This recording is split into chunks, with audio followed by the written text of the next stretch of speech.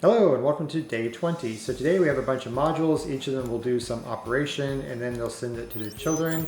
The percent is basically a flip-flop operation, as they're calling it, where they start off low and if they get a low signal, they flip. If they get a high signal, they do nothing. If they do flip, they send their signal to all of their children. And there's an ampersand where it keeps track of all the parents that it's seen, and if it's last seen at high from everybody, then it produces low, otherwise it produces high. But if it only takes one input like here, then it's going to produce, or it's basically just an inverter, which is what I call it in this case. There's a lot more detail in the write-up, but I'm not going to get into that for this video.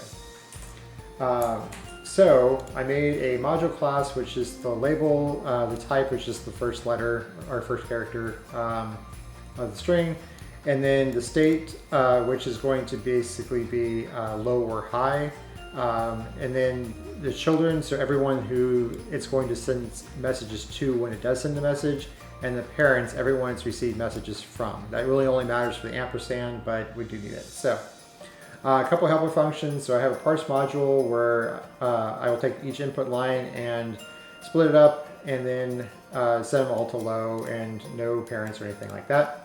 And then I have a connect children module, which goes through and connects the parents. So basically, for each module, for each child in that module, I'm going to find that child node, and I'm going to add its parent as the parents, and add a low signal to start off with. So for part one, I also had to add an output because there's an example in my input, there's an output that doesn't actually do anything. It just takes in and then dies. But because it's not listed on the left-hand side, it doesn't get picked up on the input. And then same thing with RX, that kind of is a hint for part two, because there's one specific one in there that does not have any output and is just another input option. And then I run through and do the connect children to get all the parents connected and ready to go. They want the input back as lows times highs, so the number of low signals that were sent times the number of high signals that were sent. And since we're going to run through the loop 1,000 times, this is going to be large, so make them longs. Anyway, so basically, the way we're going to do this is we start off with a kind of a working list, and that working list is going to have one item in it to begin with. So the source is button. It doesn't really matter in the first one, but that's what they called it. The destination for the signal is the broadcaster, and the signal that we're sending is a low. So while our active working list is not empty, then we're going to remove the first item from it, because it does need to be in order. The order does matter. And we're going to basically first count up our lows or highs. So if it's a low signal, we count lows. If it's a high signal, we count highs. And then we find that module. And if the module type is a flip-flop, then and the signal is a low, then we flip the signal and update all our children. If it's an ampersand, then we're going to find it, find out its parents, for its parents, find out if there are any that are low, and if that's the case, then signal high, otherwise we'll do signal low, and then update all the children. And then B is just the broadcast, so all it does is just send back the same message already got. So we run through that 1,000 times and multiply it out to get our answer, and good to go. Of course, as always, the second part has to become more complicated or more time-consuming, and definitely the second part today.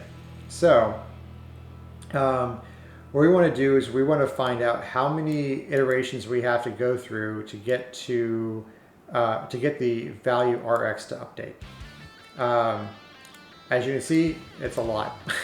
So yours will not be the same, of course, but it takes a significant amount of computation to go through the same way we did before.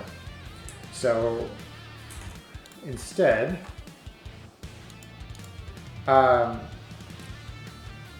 kind of going through here, a few other people I saw online, everything after it finished, were talking about that in their input, they were able to find loops and everything.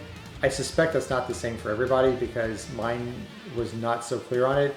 like digging really far into it, you can find what the loops are, but mine was connected to like 7 things, not 4 like other people were talking about. However, I did have one thing that was connected to 4, that's the broadcaster, which gave me a better idea of how to solve this kind of more generically anyway. So what I'm going to do is the broadcaster, see what I got it here.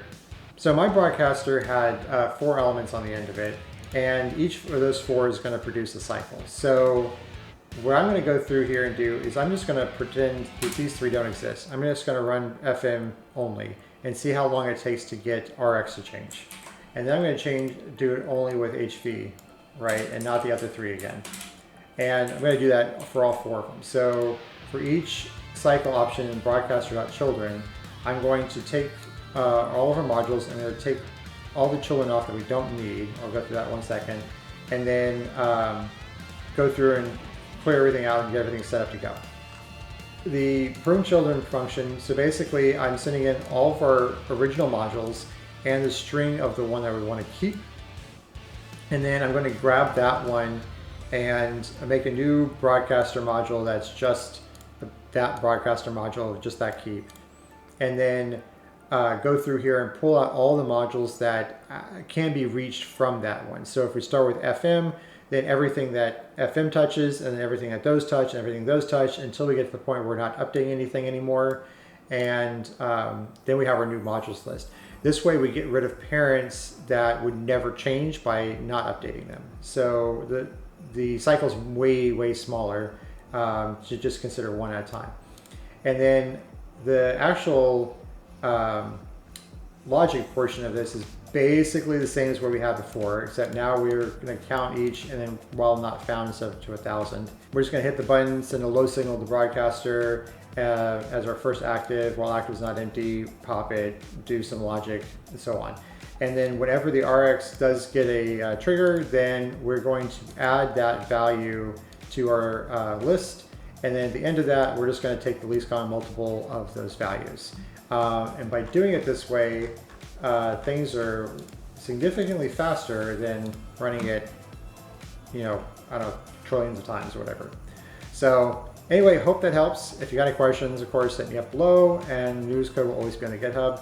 Other than that, I'll see you tomorrow.